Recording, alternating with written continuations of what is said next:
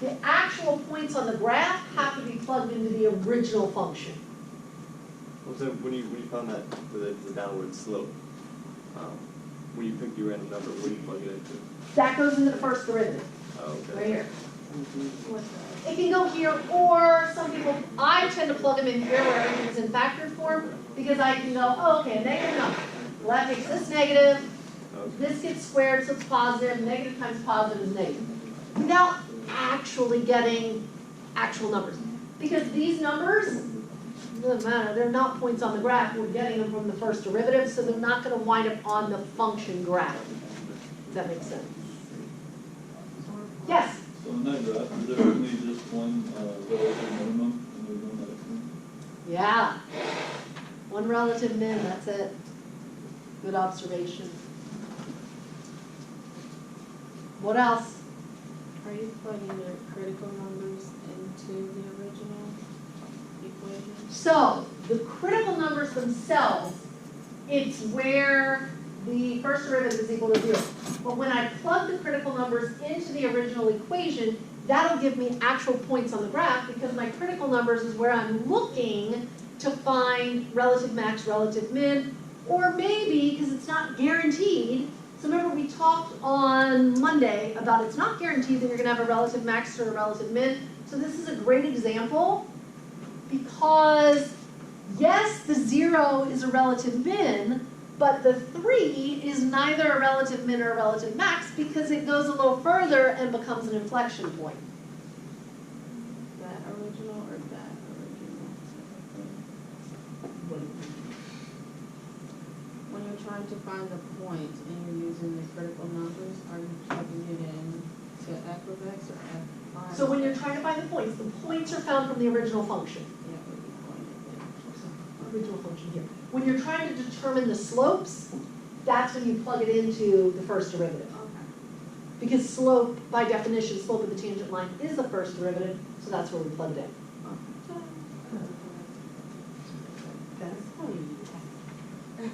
Anybody else? Questions?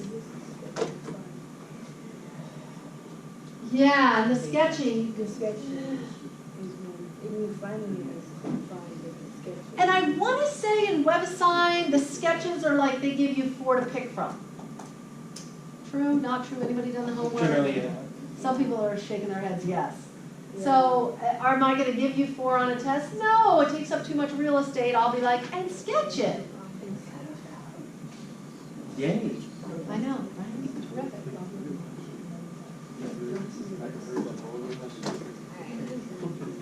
Okay, everybody got what they want, so I can erase the screen.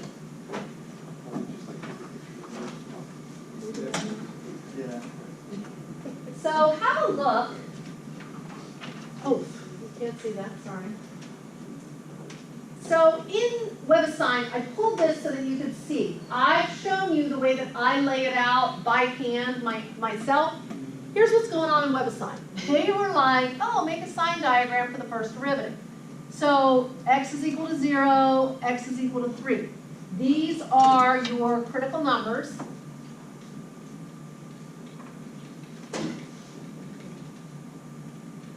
And then it's asking you positive or negative. Well, less than 0 is negative. At the critical number, it's equal to 0. Greater than 0. Same 0, and then greater than 0. So we do the first sign diagram. If we do the same thing for the second derivative, which I didn't do, I just went in and sketched it. But the sign diagram will help you with the concavity. So this is greater than 0, so our picture along here is concave up, right? Yes. All the way to 1. So all of this represents all of this until the inflection point. Then between 1 and 3, it's less than 0. So the concavity changes. And that's this one. And then on the other side of 3, we're back to concave up. Is that to the So yeah, no, 2 inflection points. The inflection points are 1 and whatever we plug 1 into be 1 in 15. 1 and 15, and then the other one was 3 and 31. So these 2 points, so let's see. These 2 values, this one and this one, are here and here, are 0 and here. The second critical number of 3 and 31, that wound up not being a relative min or a relative max. It's critical because in the second derivative, we wound up with those 2 inflection points. But notice, the inflection point they don't always show themselves as a critical number. Sometimes you're like, hey, look, it showed up twice.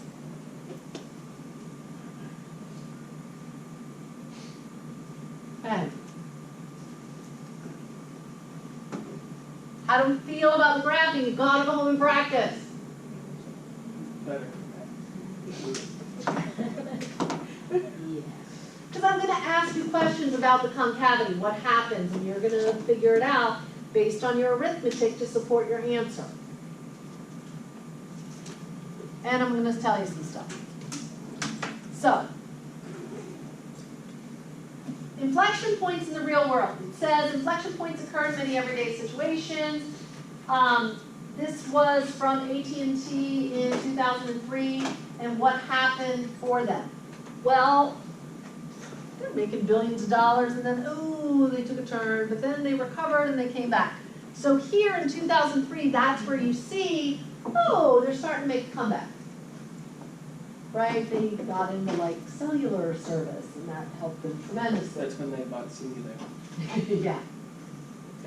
Which in hindsight, it's like, oh, that totally makes sense why their graph is what it is.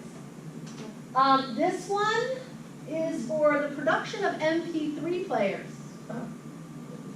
Yeah, exactly. What are those? There was this huge steep, everybody wanted one, and then Because 85 bought yeah. I mean, look at the time, the dates, whatnot. And I think from there, it. Yeah, they're not existing. they don't exist. How about analog cameras? No. So cameras would have been a good investment, and then, oh, what happened? The digital camera came into be, and, I mean, they still exist. People that work with film, and they do their own dark room and whatever, but that's like a niche market for very specialized whatever. Okay, so it's just interesting because you can see it on the real world models, you know, which I like. But here's some questions that you could be asked. So it says, distinguish carefully between the slope and concavity. There are 4 different combinations that could happen. So, your graph, it might be increasing and concave up. So here's what the graph looks like. The black is the graph. If I came in and said, let's talk about slope, let's make it a color. Green. Purple. What's wrong with purple? Slope. So here's the slope. Notice, this is what we're talking about. So the first derivative is positive, we have a positive slope. But the concavity is also positive because it's curling upward, right? It's curling up like a cup. In this one, let's stick with the positive slopes. Here, also positive slope, except this time the tangent line is above the curve. So it's concave down. When it's concave down, the second derivative is less than 0. So how they all come together is very nice. And then, if you have a decreasing slope, that can happen 2 different ways. Your slope can be below the curve or above the curve. If it is below the curve, it's because the second derivative is greater than 0. The second derivative is positive, so so it's concave up. If the second derivative is negative, it's concave down.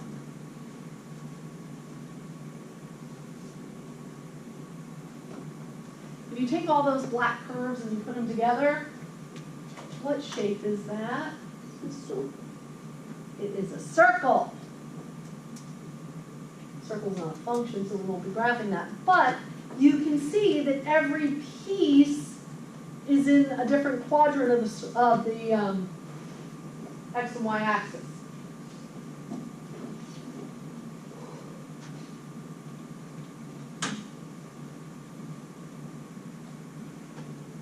Here they are, the 4 quarters of a circle illustrating all 4 possibilities. So, slope is positive, second derivative is negative, so it's concave down with a positive slope. Slope is negative, second derivative is also negative, so it's a negative slope and it's concave down. You have negative slope, f prime is less than 0, and you have the second derivative is positive, so this is where it's concave up, like a cup or a bowl. And the last one, first derivative is greater than 0, so it's positive, so you can see the line will be going up, but the second derivative is also positive, therefore the curve is going up. So as you see on the bottom half of the circle, the second derivative is positive on both of them. What? Did we do the same thing in pieces? Yeah. I would say that from the beginning. Well, you like that slide first? Yeah, I understand that now, I understand what I'm doing. So that's what you're looking for, you're So- looking, 3 pieces of a pie. Condom. Jesus Christ. Ay, ay, ay. okay, try this one. F of x is equal to 18x to the 1/3.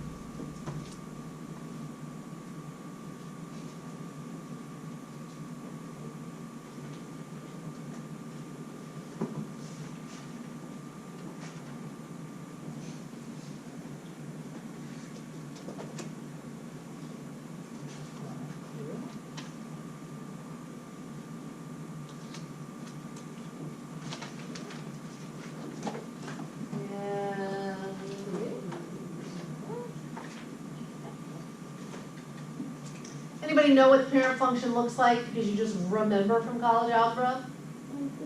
It's the squiggle, right? This one is x cubed and then the cube root goes the other way like this. So today we can say, okay, the first derivative, 1/3, so 6x to the negative 2/3. Yeah. So where do we have a problem? What's our critical number? It's either tangent is 0 or it's equal to 0. That's just at 0, right? Yeah. Which is 0, 0, so that's a fun point. So you just plug in 0? Uh-huh. Oh. And then our second derivative, negative 2/3 times 6 is negative 4. X to the negative 5/3. So again, inflection point, when's it going to be equal to 0? 0, 0 is a problem at 0. It's like, ugh. So back to here at 0. What's happening on the left side of 0? Positive or negative? What's going on with the slope? A negative, when you take the cube root of a negative, is negative. Negative times 18 is just negative. Positive, cube root is positive, so that's all good. But then what goes on here?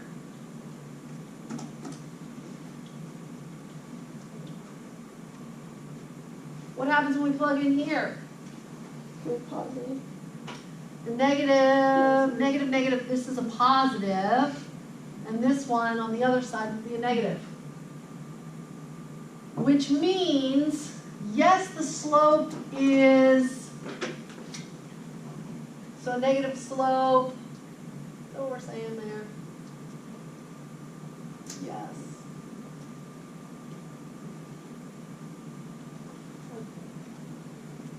Look up it every day. To the blue. I know you got the first zero, how do you get the second zero? Did you substitute? X? Yes, into here, Oh, into there. first zero, the first equation. Yeah. But in there, oh, I'm lying to you. Because yes, the cube root of a negative number is negative, but when I square it, what happens? It becomes positive. So my sign diagram's a little bit off. Should be this. 5 and the 3, they're both odd numbers, so that's okay. I think so, yeah.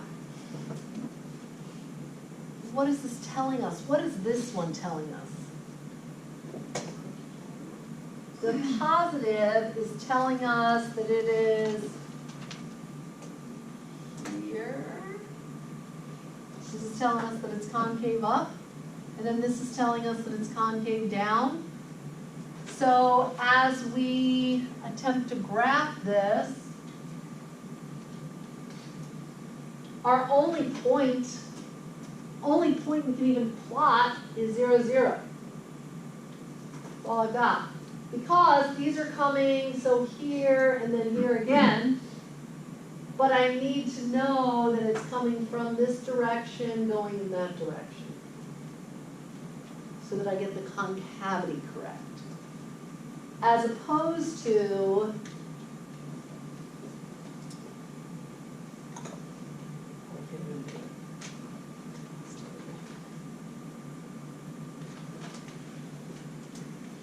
right, 0, 0, so if it weren't concave up, if it were concave down, and concave up. It's very subtle, just saying. Some of you, the best you're doing on your